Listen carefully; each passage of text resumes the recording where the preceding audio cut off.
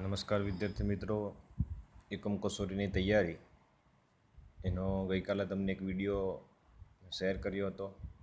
એમાં તમે unit number 1, 2 અને 3 એની આપણે પુનરાવર્તન કર્યું. આજે હવે એકમ 4, 5 અને 6 એનું આપણે પુનરાવર્તન જોશું. તો ચોથી જે કાવ્ય છે ઉથો ધરા કે અમર સપૂતો, એમાંથી આપણને અધ્યયન નિષ્પત્તિ આધારિત કેવા પ્રશ્ન પૂછાઈ શકે. એક તો આપણે કાવ્ય મુખપાઠ કરવી જરૂરી છે. બીજું કે એમાં જે અભ્યાસ બરાબર, એમાં એક એવો પ્રશ્ન છે કે આશય સ્પષ્ટ કીજે, એટલે કે કાવ્યની જે પંક્તિ છે એની મેં તમને જ્યારે સમજ આપેલી બરાબર, તમને એવું પૂછાય કે 2 કાવ્ય પંક્તિ આપેલી હોય એના આધારે તમારે એની સમજ આપવાની હોય છે બરાબર, એવા પ્રશ્ન પૂછાઈ શકે. સ્વાધ્યાયના જે પ્રશ્નોના જવાબો છે તે આપણે અહીંથી ઝડપથી પુનરાવર્તન કરી લેશું. એની સાથે સાથે ખાસ પાના નંબર ચોપડીમાં 26 ઉપર ભાષા સજ્જતામાં આપણને સંજ્ઞા બરાબર એ ટૉપિક છે. તો પહેલાં તો સંજ્ઞા આપણે શોધવાની બરાબર, અને એના 2 પ્રકાર છે, ભાવવાચક સંજ્ઞા અને જાતિવાચક સંજ્ઞા. તો સંજ્ઞા જ્યારે એક વચનમાં હોય ત્યારે ભાવવાચક થાય છે, અને જ્યારે બહુવચનમાં થાય છે ત્યારે જાતિવાચક થતી હોય છે. માનો કે જો એક ઉદાહરણ તમને આપું, બચ્ચે પ્રાર્થના કરતે હે બરાબર, તો આ ભાવવાચક સંજ્ઞા છે. પ્રાર્થના એ ભાવવાચક સંજ્ઞા. તો બચ્ચો કી પ્રાર્થના એ બેકાર નહીં જાતી બરાબર, તો પ્રાર્થના એ છે એ શું થયું છે, જાતિવાચક સંજ્ઞા થતી હોય છે. આ રીતે ખાસ વ્યાકરણનો જે ટૉપિક છે એ આપણે એકવાર તમે પાછો રિપીટ કરી લેજો. હવે આપણે स्वाध्याय कवि माहेश्वर जी धरा के अमर सपूत से क्या चाहते हैं. कवि चाहते हैं कि देश के युवक स्वतंत्रता के बाद हमारे देश का नवनिर्माण करें, वे लोगों के जीवन में नया उत्साह भरे, प्राण का नया संचार करें, युगों के मरजाए फूलों की मुस्कान दे, मंगलमय वाणी से संसार को गुंजित करे और तरह तरह के ज्ञान प्राप्त कर भविष्य उज्ज्वल बनाए. इस प्रकार की कवि माहेश्वरी धरा के सपूतों से उनकी अपेक्षाएं रखते हैं. હવે માનો કે આ પ્રશ્ન છે બરાબર, એ 3 માર્કનો હોય તો તમારે આવું લખાય.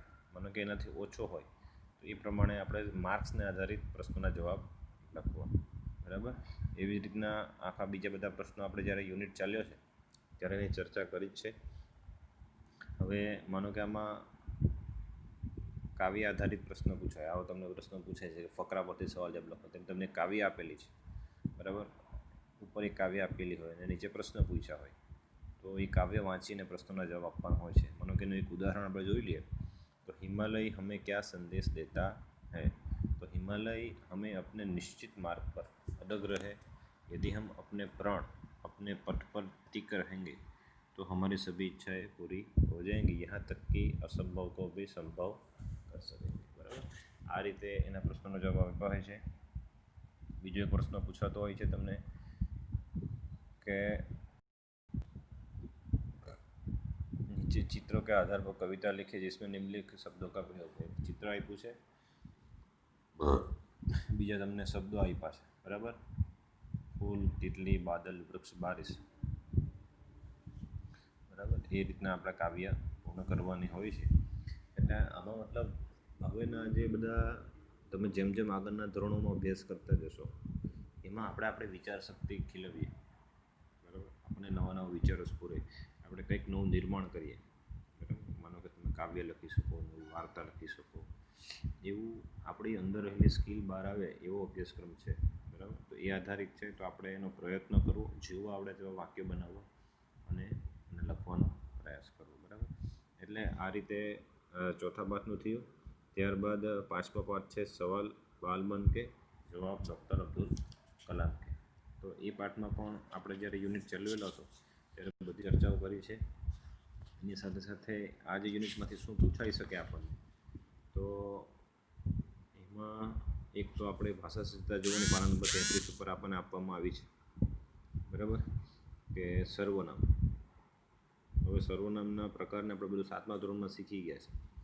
તો આ વખતે આપણે સર્વનામ જોવાનું છે કે ભાઈ સર્વનામ કયા કયા છે. તો એક વચનના સર્વનામ તો મેં, મેરી, ઉસે, યહ, તુજે બરાબર, એ બધા એક વચનના સર્વનામો છે.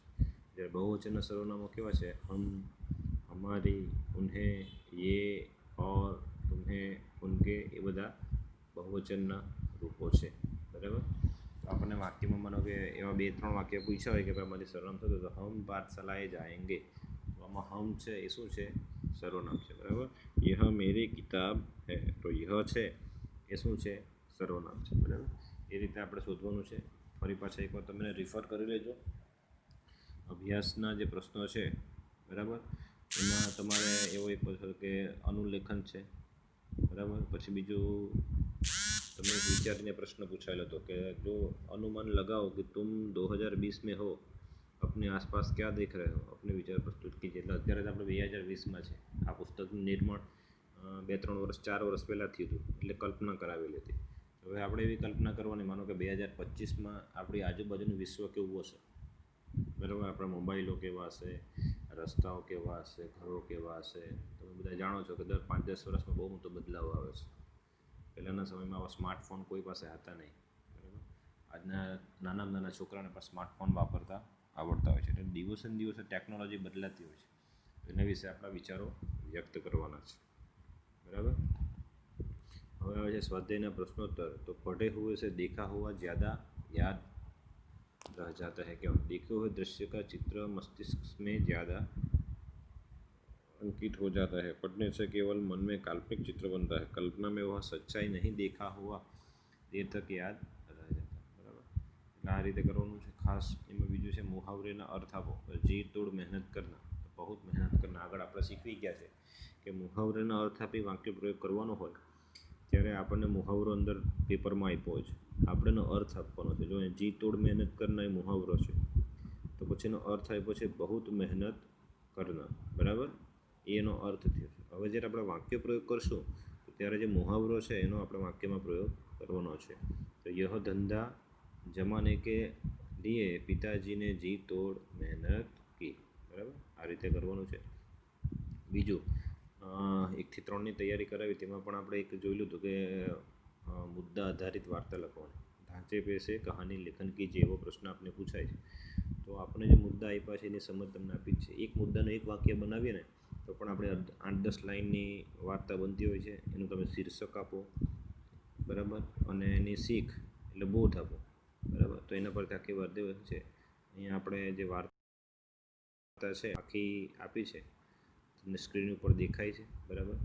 એકવાર તમે વાંચી લેજો અને સમજી લેજો.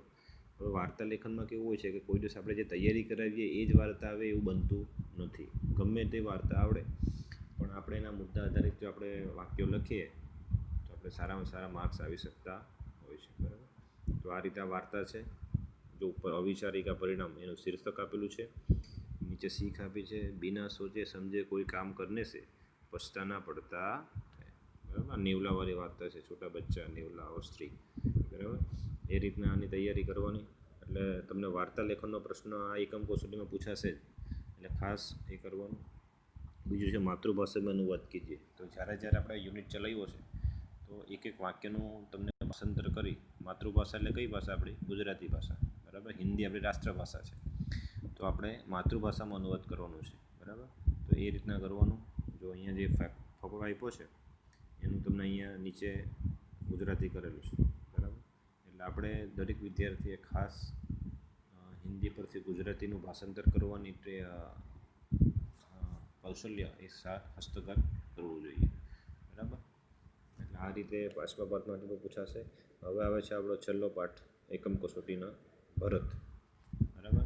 ભરત જે પાઠ છે એમાંથી આપણને પૂછાઈ શકે એવું તો એક તો આપણે એનો જે ગ્રામરનો ટૉપિક છે એ આવે. બીજો મુહાવરેમાં છે 2, એનું પણ તમારે એકવાર જોઈ લેવું. અભ્યાસના જે પ્રશ્ન છે, બરાબર, એમાં તમારે પાત્ર લેખન કદાચ પૂછાઈ શકે. તમને ગુજરાતીમાં પાત્ર લેખન આવતું હોય છે, ઓનગે ઝઘડું પાત્ર લેખન. બરાબર. કે એવી રીતના તમે કોઈ પણ એક વ્યક્તિ વિશે 2-4 વાક્ય લખવાનું. તો આપણે આમાં પાઠમાં ભરત, દુષ્યંત એના વિશે આપણે 3-4 વાક્ય કદાચ એવું તમને પૂછાય. બરાબર. કે પાત્રો કે મૂલ્ય બતાવીએ એવો એક પ્રશ્ન છે, તો એના આધારે લખવાનું. બીજું છે કે ફકરા પરથી સવાલ જવાબ પૂછાઈ શકે. પછી આગળ આવે છે સોચ અપની અપની. એટલે આવો પ્રશ્ન છે ને 2 વર્ષ પહેલાં છોકરાઓને પૂછાયેલો. માનો કે પ્રશ્ન કયો હતો હું તમને કહું. આપકો કौन सा टीवी प्रोग्राम अच्छा लगता है क्यों? 5-10 વાક્ય में वर्णन कीजिए। તો તમે જે ટીવી જોવો છો એમાં તમને ટીવી સિરિયલનો કયો ભાગ તમને ગમે છે એ લખવાનો છે. માનો કે તમને તારક મહેતા ગમે છે, તમને ડોરેમોન ગમે છે, તો જે કંઈ ગમતું હોય એ તમારે લખવાનું હોય છે. બરાબર? એટલે ખાસ આમાં અમુક વિદ્યાર્થીઓ એમ કે સર મારા ઘરે ટીવી જ નથી. માનો કે ટીવી હોય કે નહીં હોય, આપણે ટીવી ઉપર શું પ્રોગ્રામ ચાલે છે એ આપણે ખબર હોવી જોઈએ અને એના વિશે વાક્ય લખવાનું. બરાબર? બીજો એક પ્રશ્નમાં એવો હતો કે કક્ષા में पढ़ाई कर रहे हो और धरती कंप आ जाए तो आप क्या करोगे? તો આપણે ગયા વર્ષે ડેમોન્સ્ટ્રેશન કરાવેલું હતું કે જો ભૂકંપ આવી જાય, માનો કે આપણે ક્લાસમાં ભણતા હોઈએ અને ભૂકંપ આવે તો શું કરશો? अगर कक्षा में पढ़ाई कर रहे हो, भूकंप आएगा तो हम बेंच के नीचे छुप जाएंगे, वरना हम जो क्लास का कोना होता है उस कॉर्नर में जाके बैठ जाएंगे, क्योंकि वहाँ हमारी ज़्यादा सुरक्षा रहती है, हम ऊपर से कूदका નીચે નહીં કૂદેંગે. ઠીક છે? આ રીતના એ પોતાનું વર્ણન કરવાનું હોય છે. હવે આગળ જે સ્વાધ્યાયના પ્રશ્નોની આપણે ચર્ચા જોઈ લઈએ તો ऋषियों बालक का नाम सर्वदमन क्यों रखा? बराबर? तो बालक निडर था, बराबर, और वो वन के पशुओं और बच्चों से निडर होकर खेलता था, उसके निर्भीक स्वभाव के कारण उसका नाम सर्वदमन रखा, अथवा वो सबका दमन कर सकता था इसीलिए उसका नाम सर्वदमन रखा. એવું પણ જવાબ આપણે લખી શકીએ છીએ. બરાબર? બીજો પ્રશ્ન છે કે ચિત્ર કા અવલોકન કરકે अपने शब्दों में कहानी लिखिए. એટલે કોઈ વાર આવું પણ થાય, જો તમને આ પાઠમાં ચિત્ર આપ્યા છે 4, લક્કડહારા और દેવદૂત. બરાબર? એ ચિત્ર આધારિત વાર્તા પણ તમારે આપણે ખબર જ છે. બરાબર? તો એ વાર્તા આપણે લખવાની હોય છે. 4 ચિત્રો આપ્યા છે. બરાબર? એના આધારિત આ જે વાર્તા છે તે આપણે લખી શકીએ છીએ. તમારા વાંચવી હોય તો વિડીયો પોઝ કરી અને આ તમે વાંચી શકો છો. હવે આ જે પાઠ છે એમાં વ્યાકરણનો જે ટૉપિક છે વિશેષણ. बराबर? जो शब्द संज्ञा या सर्वनाम की विशेषता दर्शाता है उसे विशेषण कहते हैं. बराबर? तो विशेषण છે 45 ઉપર, 43 ઉપર લિંગ પરિવર્તન છે. આ બે ટૉપિક છે એ તમારે એકવાર રિફર કરવાના. જ્યારે પાઠ ચાલેલો હતો ત્યારે ખૂબ જ વ્યવસ્થિત રીતે સમજ આપવામાં આવી છે. દરેક વિદ્યાર્થી એકમ કસોટીની સારામાં સારી તૈયારી કરે અને સારામાં સારા માર્ક્સ લાવે એવી વિનંતી. જે વિદ્યાર્થીઓની એકમ કસોટી સ્કૂલમાં છે તે વાલીઓ પાસે મંગાવી અને એકમ કસોટીમાં જ પ્રશ્નોના જવાબ લખવા પ્રયત્ન કરે. જે લોકો સુરતમાં નથી અને બહાર છે તેઓ પોતાની હિન્દીની નોટમાં એકમ કસોટીના સુંદર અક્ષરે જવાબ લખશે અને વ્યવસ્થિત વંચાયેલા ફોટા મોકલવાના રહેશે. ધન્યવાદ.